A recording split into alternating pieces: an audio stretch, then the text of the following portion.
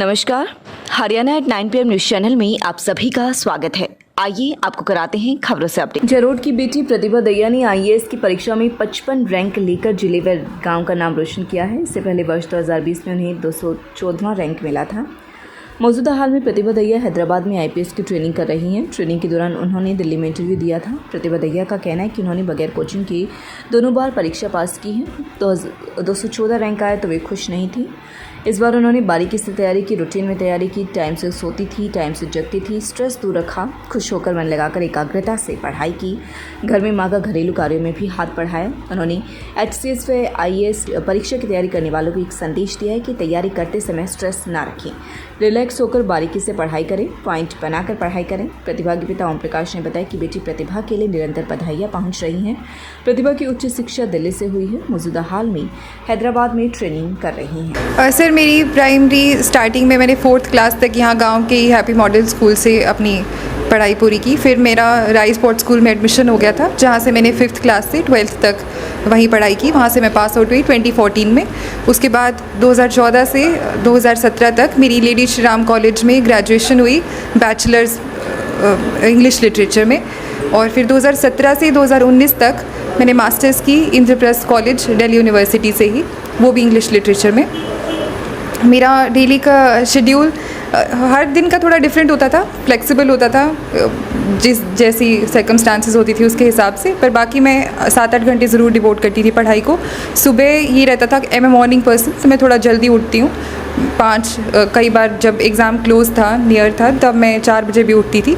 तो सुबह 4-5 घंटे सुबह मैं डिवोट करने की कोशिश करती थी। फिर जैसे लंच के बाद 1-2 बजे के बाद 3-4 घंटे तब ज़रूर मैं कोशिश करती थी कि मैं पढ़ाई पे लगा सकूं। सिर मैं 8 घंटे तो मैं ज़रूर सोती। मैं कोई अपने सोने पे या स्लीपिंग आवर्स पे कभी कॉम्प्रोमाइज़ नहीं किया। मुझे लगता है कि एक फ़्रेश माइंड के लिए और जिस तरीके की पढ़ाई इस एग्ज़ाम के लिए चाहिए, उसके लिए बहुत ज़रूरी है कि कंप्लीट एक पैटर्न रहे स्लीपिंग का।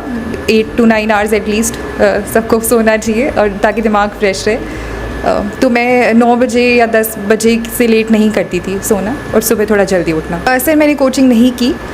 मैं जैसे मुझे घर यहाँ मूव इन करना पड़ गया था। पहले मैं गुड़गांव रहती थी, जहाँ मैं जॉब भी करी थी। 2017 से 2019 तक मेरी जॉब थी।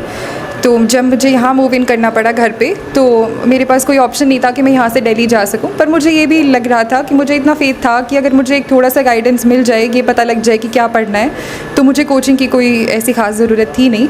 एक इकोनॉमिक्स ऐसा सब्जेक्ट है जिसके लिए मुझे लगता है थोड़ी स्पेशलाइज्ड बच्चे को अगर गाइडेंस मिले, कोई टीचर की हेल्प मिले, तो उसको उसमें ज़रूरत पड़ सकती है। पर बाकी ये है कि और सब रीड ही करना है, तो मुझे नहीं लगता कि इतनी कोचिंग की ज़रूरत है। बाकी कोई ले रहा है तो उसके लिए भी ठीक है, अगर उन्हें लगता है कि वो एक प्रॉपर शेड्यूल बना के एक प्रॉपर पैटर्न के साथ पढ़ाई करना चाहते हैं, तो वो भी ठीक है। सिर्फ मैंने गाइडेंस, अनफॉर्चुनेटली मेरे पास कोई ऐसा मेंटोर नहीं था कि जिससे मैं कांटेक्ट कर पाती। बाकी यही था कि मैंने इंटरनेट से, और जो प्रीवियस ईयर्स के टॉपर्स रहे हैं, मैंने उन्हीं की वीडियोस देखी कि उन्होंने क्या बुक्स पढ़ी, उनका क्या शेड्यूल रहा, उन्होंने किस तरह से मतलब अपनी प्रेपरेशन को एक स्मार्ट प्रेपरेशन रखा। तो मैंने इंटरनेट की काफ़ी हेल्प ली। टाइम को कैसे मैनेज किया? टाइम को तो जैसे मैंने 2019 में जॉब छोड़ दी थी, तो अभी मैं पिछले 2-2.5 साल से घर पे ही हूँ। तो काफ़ी टाइम था मेरे पास। मेरी मास्टर्स भी कंप्लीट हो गई थी, तो मैं इसी पे डिवोट करी थी अपना दिन में 7-8-9 घंटे। तो आप इसका श्रेय किसको देना चाहेंगे? मेरे मम्मी पापा ने हमेशा लाइफ में बहुत स्ट्रगल किया है। वो खुद इतने एजुकेटेड नहीं है, लेकिन उन्होंने मेरी पढ़ाई पे बहुत ज़्यादा फोकस किया। और मैं अपने भाई को बहुत ज़्यादा उसको डेडिकेट करना चाहूँगी, क्योंकि उसका मुझसे ज़्यादा बड़ा ऐसे सपना रहा था कि मैं कुछ बनूँ। उसकी जैसे 3 साल पहले उसकी डेथ हो गई थी, तो उससे पहले भी उसने 1 हफ़्ता पहले मुझे ये बोला था कि तू प्रिपेयर कर सकती है, कुछ बन सकती है, तो तुझे ज़रूर तैयारी करनी चाहिए। तो मुझे लगता है कि मतलब मैंने उसका सपना सबसे पहले पूरा किया है, बाद में मम्मी पापा का। सर मेरी एजुकेशन, मेरी मास्टर्स और मेरी बैचलर्स दोनों इंग्लिश लिटरेचर में रही है। मैंने लेडी श्री राम कॉलेज से ग्रेजुएशन पूरी की थी अपनी, और इंद्रप्रस्थ कॉलेज से मास्टर्स कंप्लीट की। मैं यही बोलना चाहूँगी कि सबको जितना उनकी कैपेसिटी है, जितना उनकी लाइफ में सर्कमस्टांसेस जैसी हैं, उसके हिसाब से अपना बेस्ट करने की कोशिश करनी चाहिए। और जल्दी नहीं तो लेट सबके सपने भी पूरे होते हैं, और जो उनकी मेहनत होती है उसका भी रिज़ल्ट उन्हें मिलता है। ये तो मैंने 2019 से ही, 2018 में मेरे ब्रदर की डेथ हो गई थी, तो उसके बाद मैंने सोचा था कि मुझे जैसे उसका सपना था कि मैं कुछ बड़ी बनूं, कोई ऑफिसर बनूं, तो तब मैंने सोचा था कि मुझे आईएएस के लिए प्रिपेयर करना चाहिए और मैं 2019 से प्रिपेयर कर रही थी। बस यही जो मेरी रिस्पॉन्सिबिलिटीज़ होंगी मैं उनको ऑनेस्टी के साथ, पूरी डेडिकेशन के साथ कंप्लीट करने की कोशिश करूँगी। मैं चाहूँगी कि जहाँ पे भी मैं एडमिनिस्ट्रेशन में जहाँ काम कर रही हूँ वो लोगों के लिए एक्सेसिबल हो, लोग एडमिनिस्ट्रेशन के साथ उनको कोई किसी तरह की परेशानी ना हो, उनके लिए बिल्कुल एक्सेसिबल अपने घर वाली बात हो, एडमिनिस्ट्रेशन के साथ डील करना, वो मेरे किसी भी रोल में जो मुझे मिलेगा वो मेरी सबसे प्राइम रिस्पॉन्सिबिलिटी रहेगी। ये जी मैं बहुत खुश हूँ और सभी को बेटियों को पढ़ाना चाहिए और आगे बढ़ाना चाहिए। हमने भी किया और हमारी बेटी ने बहुत संघर्ष किया जी। सबसे पहले तो मैं जहाँ स्कूल में जो अध्यापक हैं और जी जहाँ से मेरी बेटी की जो प्राथमिक स्कूल से शिक्षा शुरू हुई, सबसे पहले तो उनसे लेके और जी बाद में राइस स्पोर्ट्स स्कूल में चली गई, तो वहाँ भी बहुत जी एक होनहार छात्र रही है स्कूल में।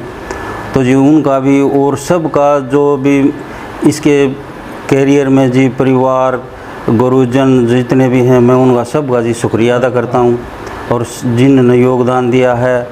और जी बच्चे की जो एक खुद की लगन थी, एक कोशिश थी, उस पे भी जी हमारे को एक खुशी हो रही है कि भाई हम एक साधारण ग्रामीण एक ज़मींदार उससे बिलोंग करते हैं, फिर भी जी हमारे बच्चे एक हमारे लिए तो एक सपना होता है इतनी ऊंची एक पोस्टों पे मतलब ये कोशिश करके यहाँ तक पहुँचे हैं।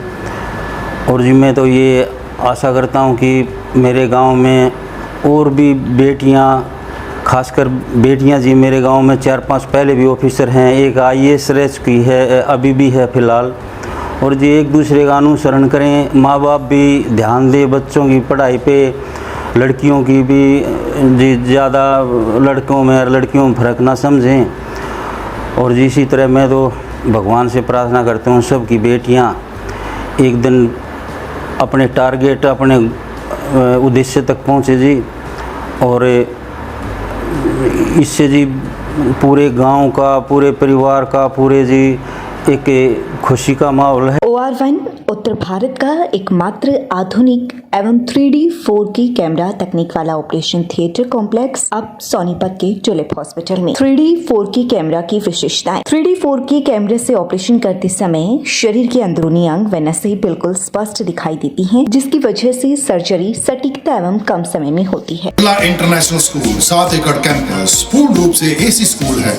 इसके सभी क्लासरूम, सभी लैब्स, ऑडिटोरियम एयर कंडीशन है। इसका परिसर 7 एकड़ हरी भरी भूमि पर बना हुआ है। लगातार खबरों से बनी रहने के लिए चैनल को लाइक, सब्सक्राइब और शेयर जरूर करें। धन्यवाद।